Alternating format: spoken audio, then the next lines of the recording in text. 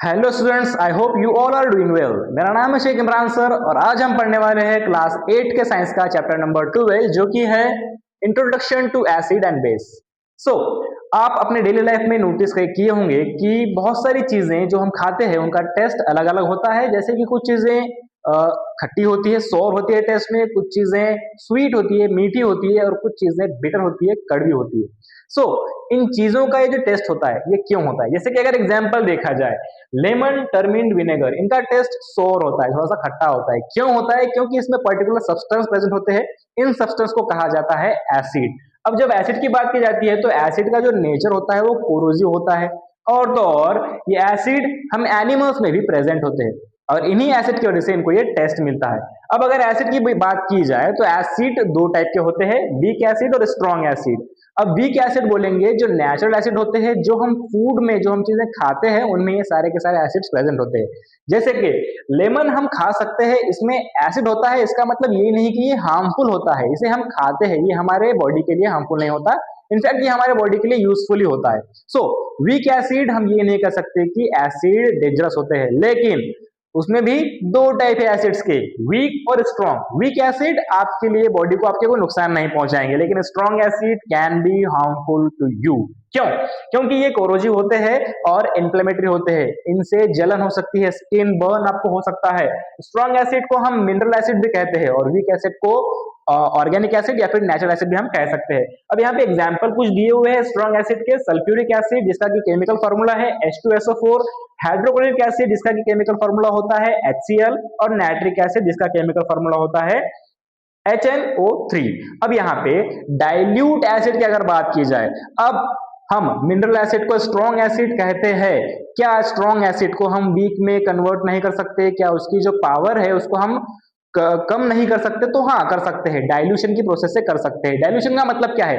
Acid में धीरे धीरे करके, जो स्ट्रॉन्ग एसिड होते हैं उनमें धीरे धीरे करके हम वाटर ड्रॉप्स को ऐड कर सकते हैं, जिससे कि उसका जो स्ट्रॉन्गनेस है, जो उसका कॉन्सेंट्रेटेड फॉर्म होता है वो धीरे धीरे कम हो जाएगा और वो एसिड का जो पावर होता है वो कम होगा। उसे हम डाइल्यूट एसिड कहते हैं, जिसमें हम वाटर मिलाकर उसकी पावर को कम करते हैं। जिस एसिड की पावर को एसिड वाटर मिलाकर कम किया जाता है उस एसिड को डाइल्यूट एसिड कहते हैं। देन अब बात करते हैं बेसेस की। बेस किसे कहते हैं? बहुत सारी चीजें, जैसे कि हमने बताया टेस्ट सबका अलग अलग होता है। कुछ चीजें सोर होती है, कुछ स्वीट और कुछ बिटर। सो जो चीजें टेस्ट में बिटर होती है या फिर एस्ट्रिंजेंट होती है उनको कहा जाता है बेसेस। अब ये बेसेस जो है, एग्जाम्पल के तौर पे अगर बताया जाए तो कौन से बेसेस हमारे आसपास प्रेजेंट है? Lime water CaOH2, then baking soda NaHCO3, caustic soda NaOH, ये सारी के सारे बेसिक चीजें हैं। इनका टेस्ट अगर बताया जाए तो बिटर होता है। अब ये बेसिस की अगर खास बात की जाए तो बेसिस एसिड के कंप्लीटली अपोजिट फॉर्म होते हैं। इनके सारे के सारे प्रॉपर्टीज अपोजिट होते हैं एसिड से। ये कंप्लीटली अपोजिट फॉर्म होता है एसिड का, बेसिस। ओके, देन अब यहाँ पे इंडिकेटर्स। अब चलो ठीक है, एसिड है, बेस है, ये तो पता चल गया, लेकिन हम ये कैसे पता करेंगे कि कोई चीज एसिडिक है या बेसिक है? ऐसे ही हम कोई चीज खा तो नहीं सकते। अगर हमें कोई चीज खानी है, पीनी है जो कि हमारे लिए अननोन है, तो हमें पता करना पड़ेगा उसका नेचर क्या है, एसिडिक है या फिर बेसिक है। वो पता करने के लिए हम कुछ इंडिकेटर्स इस्तेमाल कर सकते हैं। जो जो इंडिकेटर्स होते हैं वो अपना कलर चेंज करते हैं और किसी भी एक सब्सटेंस का एसिडिटी या फिर बेसिक वो क्या है ये बताते हैं। So the substances which change their colour in the presence of acid and base are called indicators. जो सब्सटेंसेस अपना कलर चेंज करते हैं किसी भी एक सब्सटेंस में डालने के बाद और बताते हैं कि वो एसिड है या बेस है, उन सब्सटेंस को कहा जाता है इंडिकेटर्स। अब इंडिकेटर्स लेबोरेटरी में इस्तेमाल किए जाते हैं। केमिस्ट्री की लेबोरेटरी होती है जिसमें के साइंटिस्ट चेक करते हैं किसी भी सब्सटेंस के नेचर को। सो लेबोरेटरी में इस्तेमाल किए जाने वाले कौन से होते हैं indicators? Litmus paper lichen plant के एक्सट्रैक्ट से बनाया जाता है।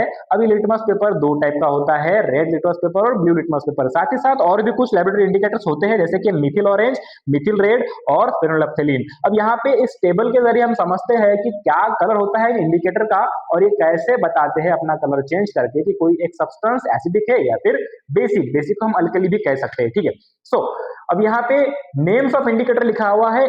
इस बॉक्स में। देन यहाँ पे इस कॉलम में लिखा हुआ है कलर्स ऑफ इंडिकेटर, यहाँ पे लिखे हुए हैं क्या कलर उसका होगा। अगर उसको हम एसिड में डालेंगे तो फिर यहाँ लिखा हुआ है क्या उसका कलर होगा, हम उसे अल्कली में डालेंगे यानी कि बेसिक में डालेंगे। दोस्तों सबसे पहले देखते हैं लिटमस पेपर के बारे में। कौन सा लिटमस पेपर? ब्लू कलर का लिटमस पेपर। जब हम इसे एसिड में डालते हैं तो ये अपना ब्लू कलर चेंज करता है और रेड हो जाता है। सपोज अपने किसी लिटमस पेपर को किसी एक सब्सटेंस में डाले और उसका कलर रेड हो जाए, ब्लू लिटमस पेपर का कलर रेड हो जाए, तो वो सब्सटेंस एसिडिक है, हम ये कह सकते हैं। और अगर इसी लिटमस पेपर को आप एसिडिक में डालोगे ब्लू वाले को, तो उसका कलर सेम रहेगा, ब्लू, अपना कलर चेंज नहीं करेगा। देन लिटमस पेपर जो कि रेड कलर का होगा, अगर आप उसे एसिड में डालोगे तो उसका कलर चेंज नहीं होगा, रेड का रेड ही रहेगा, लेकिन अल्कली में डालोगे तो वो ब्लू हो जाएगा, अपना कलर चेंज कर लेगा। अब मीथिल ऑरेंज, मीथिल ऑरेंज इंडिकेटर का जो कलर होता है वो ऑरेंज होता है, लेकिन जब इसे हम एसिड में डालते हैं तो ये पिंक हो जाता है। देन इसे हम जब अल्कली में टेस्ट करते हैं तो उसका कलर येलो हो जाता है। अब यहाँ पे फेनोलेप्थेलीन, ये एक इंडिकेटर है, इसका कलर जो है नेचुरली कलरलेस होता है, ये इसका कोई कलर नहीं होता। जब हम इसे एसिड में ऐड करते हैं तो इसका कलर कलरलेस ही होता है, ये अपना कलर एसिड में चेंज नहीं करता। लेकिन अल्कली में डालने के बाद यानी कि बेसिक में ऐड करने के बाद ये अपना कलर चेंज करता है और पिंक हो जाता है। देन मीथिल रेड, ये एक और इंडिकेटर है, इसका कलर नेचुरली रेड होता है और एसिड में इसका कलर रेड ही रहता है, लेकिन बेसिक में अपना कलर चेंज करता है, येलो हो जाता है। ये सारी चीजें इंडिकेटर के बारे में दी हुई है। सपोज आपको खुद आपके घर पे चेक करना है कि कोई पर्टिकुलर चीज एसिडिक है या बेसिक है और आपके पास ये सारे के सारे इंडिकेटर्स नहीं है, तो आप कैसे टेस्ट कर सकते हो? सो कुछ नेचुरल इंडिकेटर्स होते हैं जिससे कि आप टेस्ट कर सकते हैं। जैसे कि अगर बताया जाए कि आप किसी शादी या फिर किसी एक दावत में चले जाए, वहां पे आपके कपड़ों पर व्हाइट आपके अपने कपड़े पहने हुए हैं, उस पर कोई स्टेन लग जाए, कोई एक करी का सालन का जो होता है दाग लग जाए, धब्बा लग जाए, तो वो येलो येलो हो जाता है। फिर आप उसे जब डिटेल से धोते हैं तो वो कपड़ा हो जाता है रेड कलर का। क्यों होता है? येलो स्टेन धोने के बाद रेड हो जा रहा है। क्या मतलब है इसका? क्या इसका ये मतलब है कि आपके घर पर भूत का साया है? यानी कि हल्दी का स्टेन है, हल्दी से लगा हुआ स्टेन है, वो रेड हो जा रहा है, इसका मतलब ये तो नहीं कि आपके घर पे भूत का साया है। हो भी सकता है, लेकिन नहीं, ये साइंस है। क्यों? क्योंकि टर्मरिक, हल्दी, ये एक नेचुरल इंडिकेटर है कि टर्मरिक को हम बेसिक से ऐड करते हैं, बेसिक में डालते हैं तो अपना कलर चेंज करके रेड हो जाती है।